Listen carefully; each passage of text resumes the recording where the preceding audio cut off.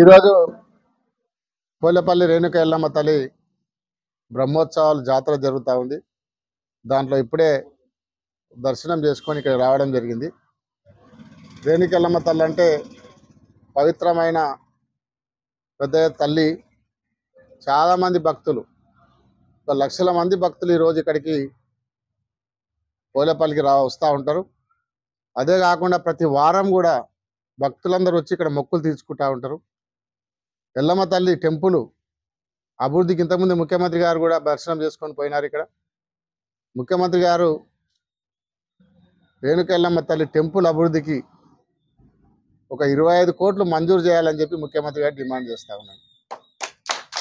ఎందుకంటే చాలామంది భక్తులు వస్తూ ఉంటారు. వాళ్ళకందరికీ కావాల్సిన సౌకర్యాలు కల్పించే విధంగా దాని డబుల్ రోడ్ కానీ, వచ్చిన భక్తులకు కాటేజ్ నిర్మాణం కానీ అవన్నీ ఏర్పాటు చేస్తే బాగుంటుంది. ఒక 25 కోట్లు ఈరోజు నారాయణపేట మీటింగ్లో ఉన్నాడు కాబట్టి అక్కడ అనౌన్స్ చేసి రేణుక ఎల్లమ్మ టెంపుల్ మాకు మంజూరుకు చేయాలని చెప్పి ముఖ్యమంత్రికి కోరుతా ఉన్నాను. అదే కాకుండా ఈరోజు వచ్చిన భక్తులందరూ కూడా ఇక్కడ పోలేపల్లి రేణుక ఎల్లమ్మ తల్లి దర్శనానికి వచ్చిన భక్తులకు అందరూ కూడా శుభాకాంక్షలు తెలియజేస్తున్నాను. ఈరోజు ఇంకొకటి రేణుక ఎల్లమ్మ తల్లిని మనస్ఫూర్తిగా ఒకటే కోరుకున్నాను. ఈరోజు మంచి వర్షాలు పడాలి. మళ్ళీ సంవత్సరం కూడా వర్షాలు పడి బ్రహ్మాండంగా గత సంవత్సరం ఎట్లయితే పడి అట్లా పడి వర్షాలు పడి రైతులందరూ కూడా పంటలు పండాలని కోరుకున్నాం. రెండవది కూడా ముఖ్యమంత్రి రేవంత్ రెడ్డి గారి బుద్ధి కూడా మారవాలని నేను రేణుక ఎల్లమ్మ తల్లిని కోరుకున్నాను. ఎందుకంటే మంచి బుద్ధి ప్రసాదించాలని రేణుక ఎల్లమ్మ తల్లి కోరుకున్నాను. ఎందుకంటే రైతుకి ఇచ్చిన హామీలన్నీ కోదిగి సభలో చెప్పినాడు. ప్రతి ఒక్క రైతుకి ఈ రోజు నుంచే తెలంగాణ అంతా కూడా ఆదర్శంగా చంద్రవంశ సభ ఉంటుంది.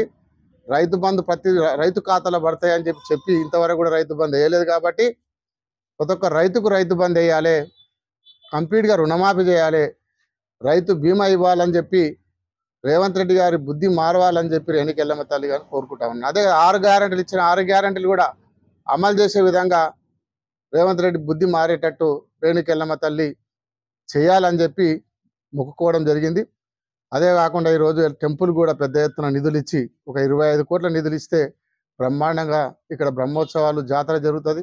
మన తెలంగాణ కాకుండా కర్ణాటక పక్క రాష్ట్రాలకు వెళ్ళి కూడా పెద్ద ఎత్తున లక్షల మంది పబ్లిక్ భక్తులు వస్తారు. కాబట్టి వాళ్ళందరి అవసరాలకు ఇబ్బంది కాకుండా 25 కోట్లు మంజూరు చేసి అభివృద్ధి చేయాలి, టెంపుల్ అభివృద్ధి చేయాలి. ఇచ్చిన 6 గ్యారెంటీలు అమలు చేయాలి, రైతులకు ఇచ్చిన 6 గ్యారెంటీలు కూడా అమలు చేయాలని చెప్పి కోరుకుంటూ సెలవు తీసుకుంటున్నాను.